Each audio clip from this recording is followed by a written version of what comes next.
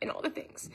So I want to jump on here because my Facebook is public, and for those of you guys who are telling me that I owe a public apology. All it took was some tears, not even a lot of tears, just a little bit of tears, to get America's most reliable Uncle Tom to come rushing to the defense of this Karen. Officer Tatum is the worst type of human being. Most normal people call out bad people no matter what race they are. If you are a terrible human being and you just happen to be black, we're gonna call you out. If you are a terrible human being and you just happen to be white, we're gonna call you out. Officer Tatum is so obsessed with white validation that white folks in his eyes can't do no wrong. Officer Tatum derides and panders to white folks so much that even white people get uncomfortable watching him. And a prime example of this is the Saya Massey video, where Saya Massey was gunned down in her own kitchen unarmed. And everybody in America, conservative, liberal, white, black, Chinese, it doesn't matter. Everybody in America came together to say, this is wrong, she deserves justice. And Officer Tatum grossly underestimated the compassion of his own audience. Just because they're white and conservative doesn't mean they're racist. But let's watch him in a throwback video try to feed racist tropes to his audience, thinking this is what they want, before it grossly backfired on him. I have to say, I think that this is justified, but it could have been avoided, but still justified. You can't throw boiling water on a police officer and not get shot. The raccoon is strong with this one. You know you tripping when even the MAGA supporters was like, hey bruh, that officer was wrong. He killed that woman in cold blood. He was charged with 3 counts of first-degree murder. He told her to take the boiling hot water from off the stove. She took it from off the stove, had it in the sink, and because she said, I rebuke you in the name of Jesus, he pulled out his gun, she panicked and ducked behind the counter, and he shot her for ducking. She got one hand blocking her face. This is the pot that she's coming up from the ground and swinging at the officer like this. If you ask me, this is a what they call a suicide by cop, which means that the person is wanting to die at the hands of cops, so they do something overt to make the cops shoot them. Do you know how much of a bootlicking Sambo you gotta be for your audience, who are cop-loving, far-right extremists, for them to chastise you and say, hold up, bruh, we not defending no cop who shot and killed a woman in her own kitchen because she allegedly had boiling hot water, even though she emptied out the boiling hot water and filled it up with cooler water. We not defending no cop who lied on the report after the fact to hide his wrongdoing. We not protecting no cop who called that woman names while she was on the floor in front of him with a bullet in her head fighting for her life. You know how much of a bootlicking Sambo you gotta be for them to go against you? Once it became perfectly clear that his audience were not rocking with him, that his audience are not gonna go along with this rhetoric, he came back. And this is when I realized that Officer Tatum isn't even worth addressing or ever responding back to or ever making a video about, because Officer Tatum doesn't have an opinion of his own. His opinion is whatever he believes them white folks who follow his channel want to hear. Because once it becomes perfectly clear that them white folks ain't rocking with the nonsense he spewed, he made a follow-up video attempting to soften his stance without truly copping out. Because, yo, you got to keep a little bit of integrity here. So he tries to soften up his stance a little bit while not fully copping out. I just want to make this video to give a more detailed explanation of my opinions about this last situation, because it seems like a lot of people had a misconstrued version of what I was trying to say or what my total thoughts were. It's okay to disagree with me on the video. I don't mind. I'm open to dialogue. But when I believe that people are putting words in my mouth and things that I did not say, or saying that I agree with things I do not agree with, it necessitates me to make a follow-up video just to clarify these things, and then we move on. Because at the end of the day, I'm not indicted and I'm not in the casket. Tatum is known to beat a dead horse. He's known to run a topic to the ground. But after he realized he miscalculated his pandering and his audience wasn't rocking with this was his last video on the subject. He didn't touch it after this. So when I seen that this Sambo Igaboo was making videos about Michelle Bishop and Mike Jenkins, aka the Karen that called the police on her black neighbor for simply letting her know that he lives at the house she was currently at. I already knew what his stance was gonna be. I could have told you the entire script before I even watched the video. I could tell you every angle he was gonna take, but the only reason I'm wasting my time by even making this video covering it, even though we know that those opinions that Tatum may have shared is not of his own, or opinions that he don't believe in, have no conviction in, or opinions he's just regurgitating because he believes his audience want to hear it. The only reason why I'm even wasting my time covering it is because he didn't just cover and make videos about it. He took it a step further in regurgitating some very dangerous rhetoric that we have to discuss. Let's rehash the situation and break down what's going on. So Michelle Bishop, the woman currently on your screen, she was walking through the neighborhood. Knock on the doorbell. Ring the doorbell. We need you.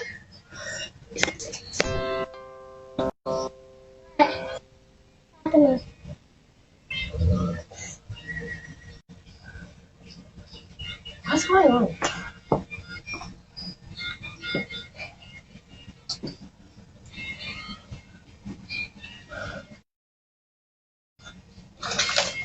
Do you live here? Yeah. You do? Papa. While she was walking, Mike Jenkins was driving home from work. She makes a hard right onto his property. So he rolls down his window immediately and says, "Are you okay?" She doesn't answer him. She continues to walk up to his front porch. So he continues his drive home. He gets into his driveway, and you can hear Michelle asking him, "Do you live here?" And he says, "Yes, I do." But apparently that wasn't enough for Michelle Bishop, who apparently doesn't know who Mike Jenkins is, even though they've lived in the same neighborhood for years now. So she says, "I don't believe you," and begins to run away screaming for help. I don't believe that. What? I don't believe that. So what are you doing here? Rory, come on. Rory, come on. Hey.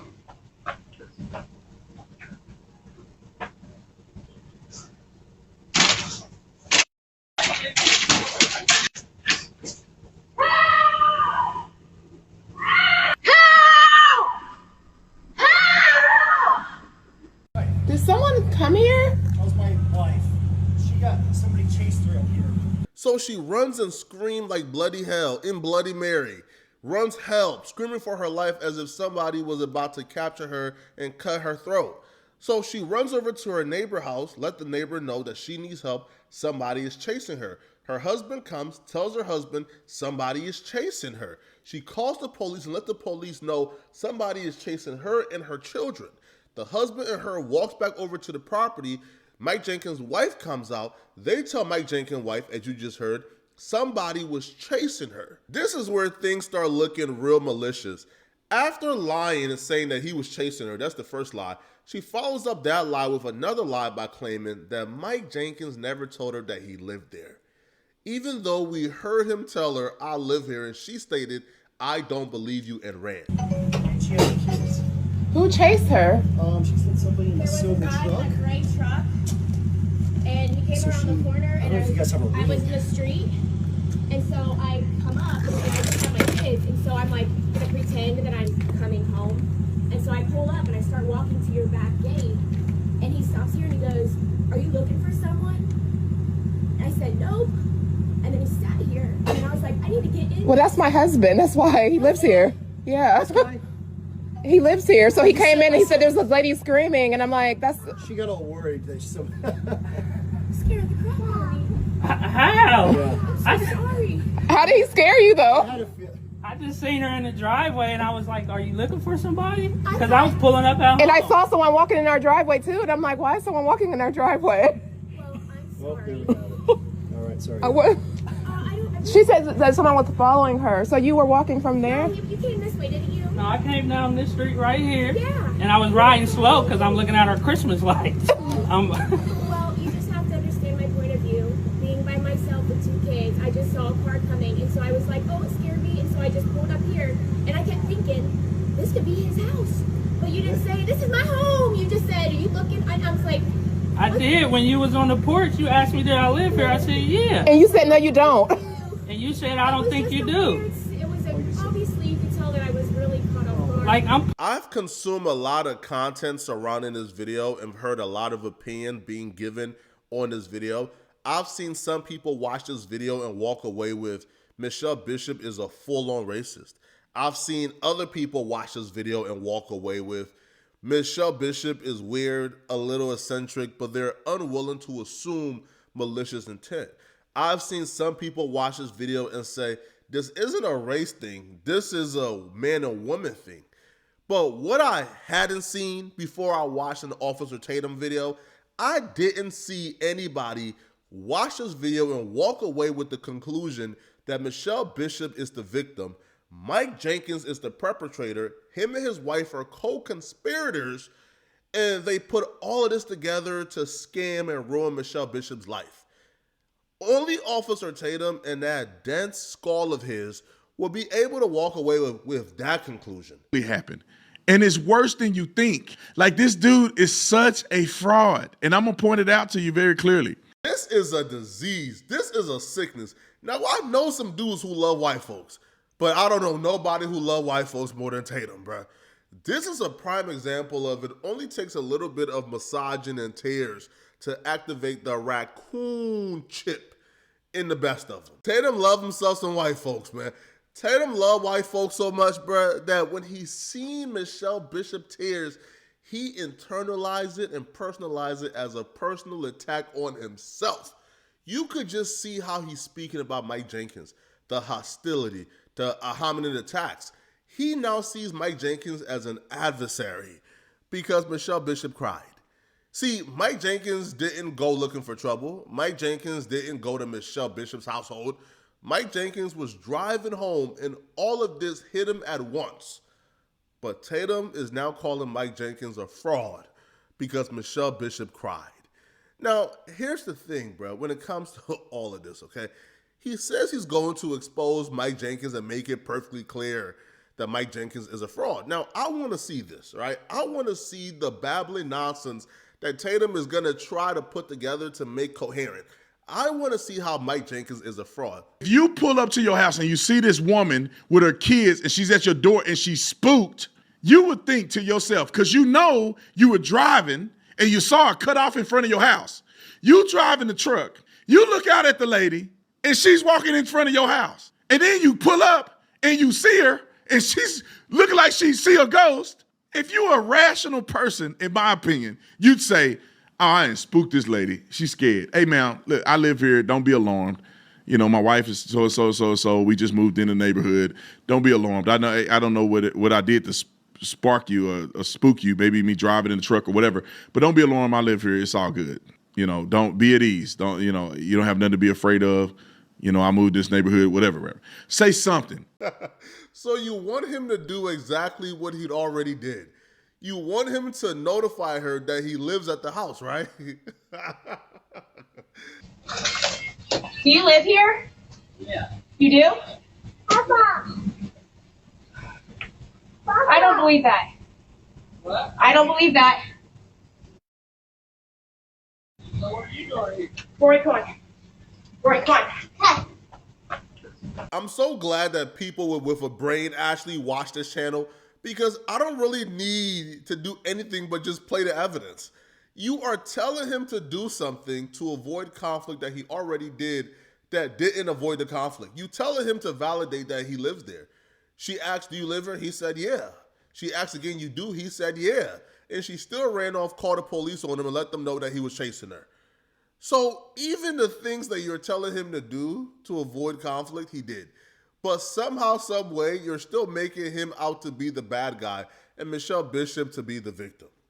This is sickening, Tatum. And it just shows, bruh, that you are one of those people who believes that if Masa's sick, you sick. Masa, you're sick? We sick, Masa. Yo, I can't stand this clown, bruh. But the stupidity doesn't stop here. Tatum would accuse this man, Mike, of luring Michelle Bishop and her kids onto his porch by behaving suspiciously. And then when he got to his porch and seen Michelle Bishop and her two kids on his porch, he connived the scheme on the spot to get internet fame and clout off of Michelle Bishop. But instead, and this is just my opinion, I don't know this to be true, but I know people like this. He see an opportunity because his lens is everything is racist. This is where Tatum exposes himself and really reveals what goes through his mind. His mind is filled with nothing but clout chasing, which is why he believes that a father and a husband would come home, see a woman with her 2 kids on his porch, and the first thing he thinks of is clout chase, internet fame. No, that man probably, bro, his heart is racing like, bro, I hope this woman ain't about to say those are my kids, bro. And then you go through the other motions, which is like, okay, is she in danger? Is she here? Is there trouble? My kid's inside. What's going on? Nobody is thinking of internet fame and clout, especially in the moment. But because Tatum's entire world surrounds clout chasing, he believes that everybody else thinks like this. Yo, are you looking for somebody? I mean, and in her mind, it's now a suspicious situation. They squashed it, didn't they? It was over, wasn't it? She apologized, didn't she? This was a ring camera. This wasn't in the media. This wasn't in the news. Nobody knew about this. This is the problem with pandering to one side so much is you can't be honest. So he's so obsessed with pandering to one particular side that he ignores all the facts. So he calls these people clout chaser and say, look, this didn't have to come online. This could have stopped there. These people are clout chasers for putting this online. But what he doesn't tell his audience, and I hope somebody from his audience watches this video so they can get the full story and the truth. What he doesn't tell his audience is that Michelle Bishop admits that she was the first one to publicize this. She was the first one to take to Instagram and go live. She was the first one to make multiple Instagram posts about this incident. Fine. So I ended up, we went home. And that night when I got home, I had tears and I was making a cup of coffee. And if you guys know me, I put everything on Instagram. I talk all the time. It was an innocent mistake. I felt really stupid. I absolutely was crushed I felt like they thought I was stupid. I already felt stupid. I truly felt stupid. Like I said to them on the porch, like I kept thinking like maybe this is his house. And then like I'm running and screaming at the top of my lungs. And so yeah, like I felt dumb for sure. So I went on Instagram in my story. I still have it archived and I like have tears and I'm making a cup of coffee. And I said, I was like, man, you like talk about a night. I'm like, man, my night just completely took a left turn. And I was like, super scary. I was like, I'll have to fill you guys in later. So I went live that night. And then I went live again the next morning. And I have to tell you guys, I have been on social media long enough to know that there's a lot of scrutiny. And so by me going live, I did not think that I was doing anything wrong. I was sharing the story of what happened, better safe than sorry, how scary it was, just what I went through. Like, that's the only reason that I went live. This is why nobody takes Tatum seriously, because his opinions just go with whatever he believes his audience want to hear. Tatum knows this video exists. Tatum has watched this video. Tatum knows exactly what took place, but he purposefully omits that she went live first. She publicized it first. This is why a lot of us would say that Tatum isn't somebody that's worth even responding to or engaging with, because I can take and stand a fool who is solid in his convictions and has an actual stance. But if your stance is wherever the wind blows, you are just an idiot. See, Tatum's stance is, if you publicize this, if you took to social media to post about this, you are a clout chaser. Michelle Bishop is admitting here that the night it happened, she went live and then went live again the following morning to tell her audience her side of what took place and about this interaction she has. Mike Jenkins and his family hadn't went live yet. They hadn't posted any videos yet. They hadn't publicized this yet. But Michelle Bishop, according to Tatum, got every right to tell her side of the story. But Mike Jenkins, the actual victim, he's a clout chaser, he's a fraud, he's a schemer for posting a video and telling his side of the story after Michelle Bishop had 2 opportunities to do so before he could even speak. But these people, And maybe a few other neighbors that had gotten involved when the running and stuff happened. But no, he got to be a victim. And I'm telling you, y'all, I heard some more stuff out. Some more people reached out to me about this guy, and he does not seem like a good guy whatsoever. Let me get this straight. Mike Jenkins is a horrible guy because a few people told you he was, who are probably linked to Michelle Bishop. But Michelle Bishop is a good person, even though she has a decade-long history of being a horrible person. There's documentation online on platforms like Reddit and Twitter that documents Michelle Bishop being terrible, lying, scamming, being a fraudster, but that doesn't count in how you view Michelle Bishop. Hundreds of people with forums and threads of how Michelle Bishop is a terrible human being, how she's a liar. That right there plays no part in how you view her, but a few people telling you Mike Jenkins is a bad person has convinced you he's a bad person. And I wonder why you're so quick to be biased. No, I truly wonder how someone turns out being the type of human being that Officer Tatum is. Like, I truly am curious. How does someone become an Officer Tatum? Because there's no way that this amount of self-hatred exists within yourself. I like everyone. Black, blue, purple, green, white, it doesn't matter. I like everyone. But Officer Tatum is so obsessed with whiteness that is weird. It's very weird. Bro is ready to throw away his entire reputation and integrity to defend whiteness when he don't have to. See, he took the buck dancing and shucking and jiving on the road when he interviewed Michelle Bishop and her husband. Now, I don't know what exactly I was expecting before watching the interview, but I guess I wasn't expecting him to, from the very beginning, make it perfectly clear this isn't going to be an objective interview. He isn't going to go hard. He isn't going to ask journalistic questions. This was only going to be an interview where he's absolutely biased and he's going out of his way to defend the agenda or his narrative and not the truth. He starts off the interview even before hearing her out by claiming Michelle Bishop is here to tell the truth about what really happened that night, painting her as the gatekeeper to the truth and Mike Jenkins as a liar. You know, normally I just talk and run my mouth about certain things that I'm passionate about. But when I see things on the internet that are grossly unjust, I have to talk about them.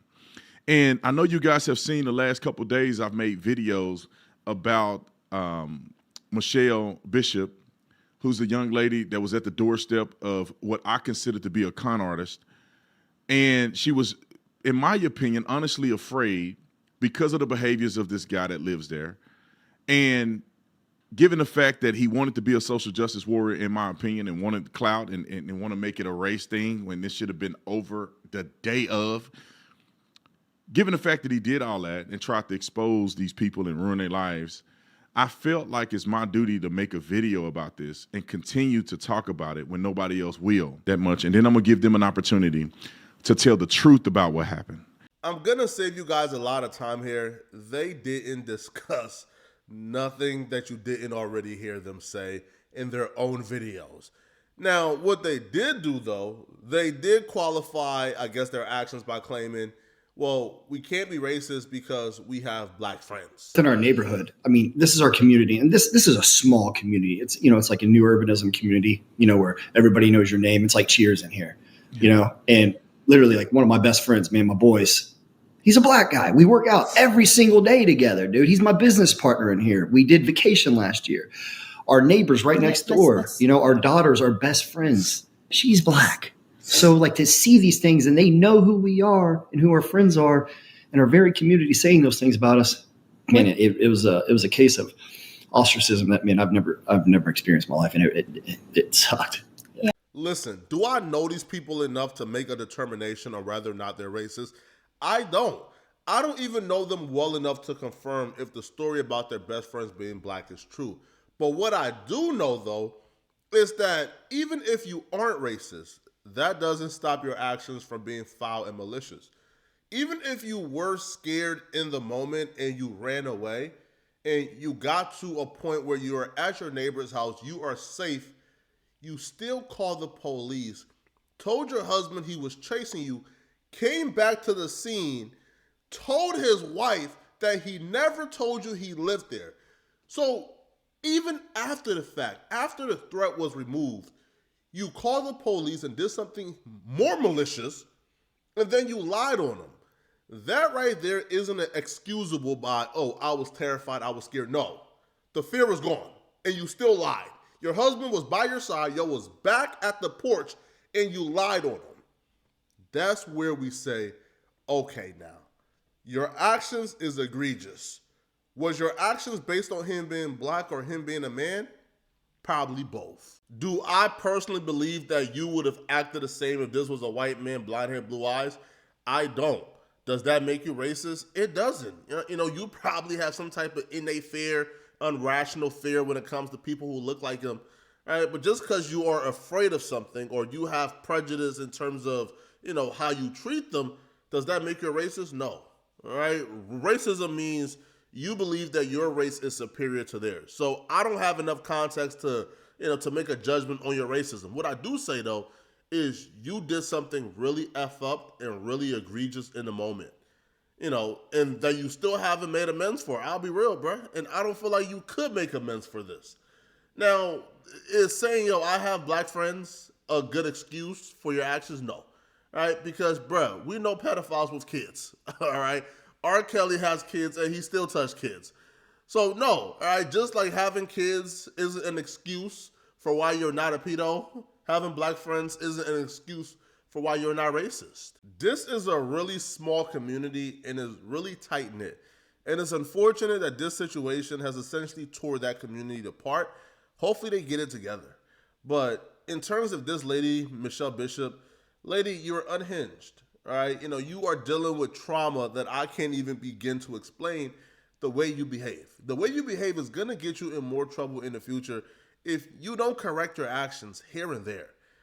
But y'all let me know in the comment section, what do you guys think about this? Do y'all believe Michelle Bishop was racist? Do y'all believe she was just scared? Do y'all believe she did something wrong? Do y'all believe that Mike Jenkins is a con artist, in the words of Brandon Tatum or whatever his name is, bruh? Let me know in the comment section, what do you guys think? And if you're still watching, click on this video right here to see my reaction to her full response to being outed and exposed by Mike Jenkins and his wife. I'm going to see you guys in this video. I'm out of here, folks. Peace.